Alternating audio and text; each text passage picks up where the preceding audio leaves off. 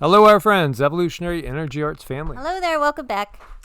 So, guys, before we get going, just want to again invite you to subscribe and click the little bell, both to Evolutionary Energy Arts and also EEARTS. And, you know, we were able to, it might not last, post on Bitchute as Evolutionary Energy Arts. We are on Bitchute as EEARTS, but I wasn't able and have not been able to post up there for almost a year.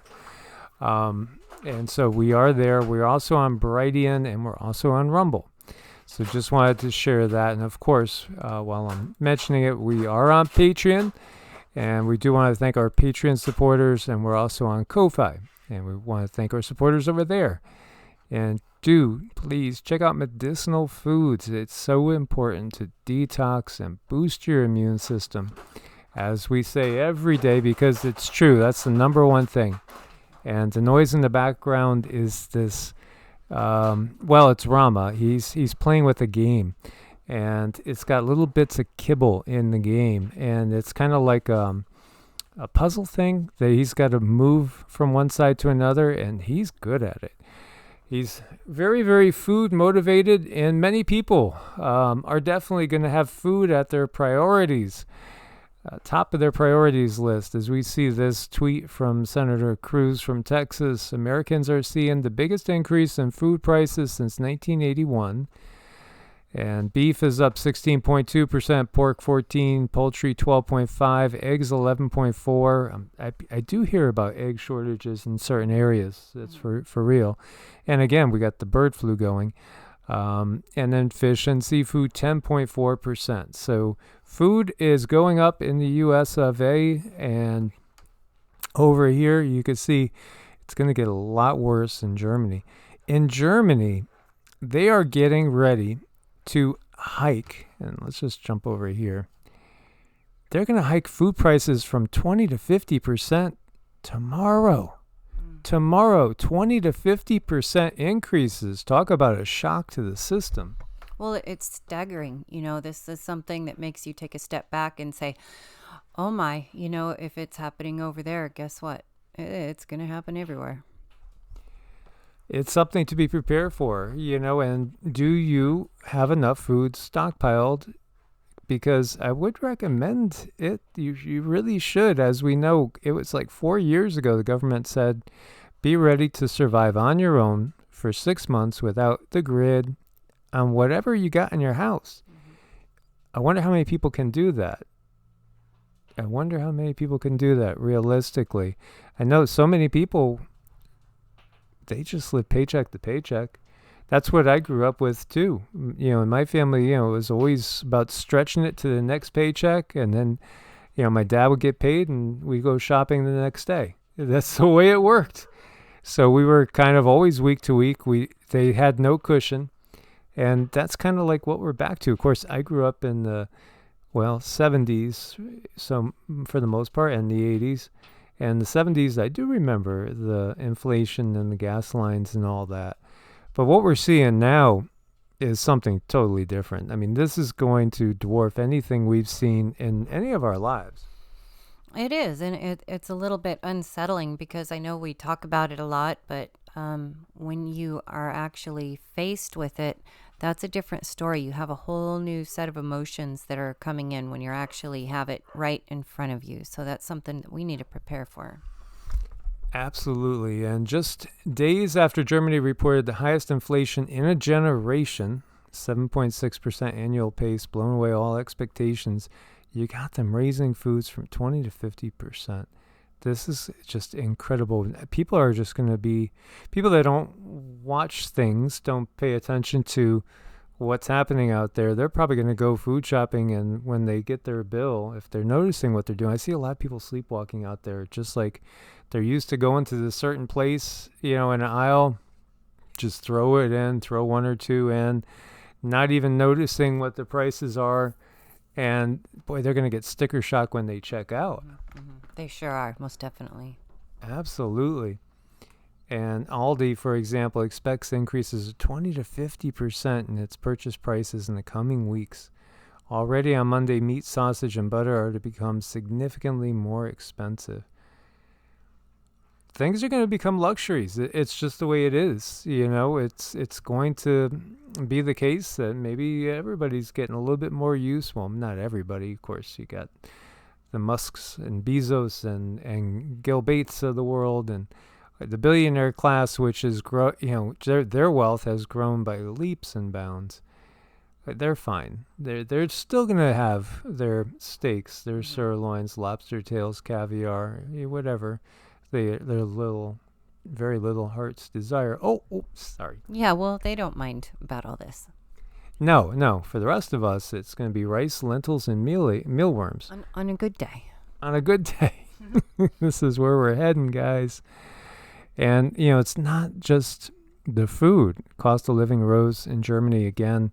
Highest level since reunification. Of course, we have oil and gas going through the roof. Everything that we see is one incredibly orchestrated symphony of destruction. One thing on top of the other.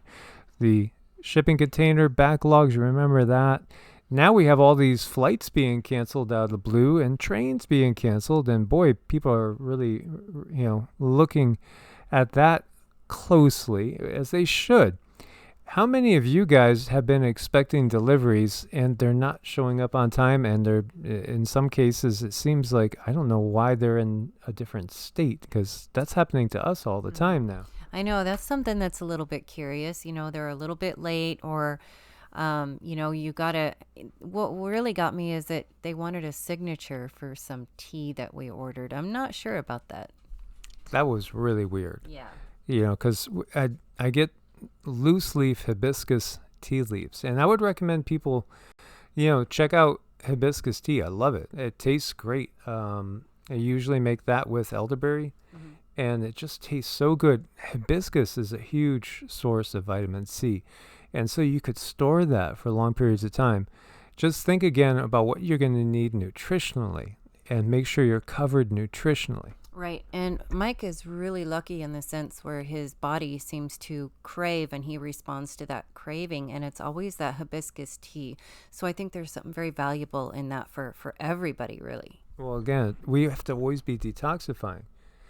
When we're not able to detoxify and we get overloaded, that's when we have things like cancer and all sorts of inflammation develop. Our body's made to not necessarily eat 3 square meals a day. Everything that we've been taught is back assward. It really is. It's not truly in our best interests. But again, there's a huge industry out there that makes tons of money off the fact that people are not in optimal health. The majority of people are nowhere close to being in optimal health. And so, we could get into that. We've talked about that so many different times in different videos, and we'll touch on that again. But, again, think about things you're going to need nutritionally and stock up with the nutrition in mind first and foremost. So it's going to be tough. It's going to be tight, as you see, all these increasing food prices on about 400 items. Truthfully, to me, it looks like the stores have been better stocked in the last 2 weeks than I remember in quite a while. So that's kind of the opposite I would have expected, but absolutely the food prices are going up. I know. I was just kind of curious. What do you guys see in your area? I just really thought that was so strange. Everything's like almost overstocked. And here we see most challenging period in history. Tajikistan's president urging citizens to stockpile 2 years' worth of food amidst global food instability. 2 years. This is a president of a country that's telling his citizens, get out there and stockpile. Stockpile. Because, partly because, as our good brother David Devine over DAP 2030 is always saying, these are the times when these situations happen. This is when the peasants, they come with the torches and the pitchforks, and this is when the leaders of countries hit the road jack or something worse. Right. These are definitely changing times. Big changes, too. Yeah. Think about, again, the French Revolution. It was hunger. And then, again, there was also the hunger for the average person with the extravagance that the elites had, that the royalty had, that the upper class had. The upper class was still dining well in their mansions. They still had servants. They were still playing all their games and being entertained as usual, while the average people, their kids were starving without a loaf of bread. Yeah, and they just do that. It doesn't seem to bother them. History repeats itself. It really does, and we're watching it again. So again, guys, be as prepared as possible. It's as far as the food and really the cost of living, period. It's going nowhere but up for the foreseeable future. Oh, yeah, and definitely. Now, we have kind of like a laser focus on our pets, and we all have pets out there, and we're definitely going to get stocked up for them, too. So something to think about. What can you carry long-term for them?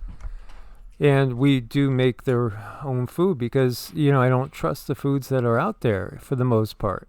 There's been so much cardiomyopathy on dogs, and it traces back to grain-free recipes and certain brands that you will encounter in most grocery stores. In fact, they're the majority of what you'll encounter in the grocery stores.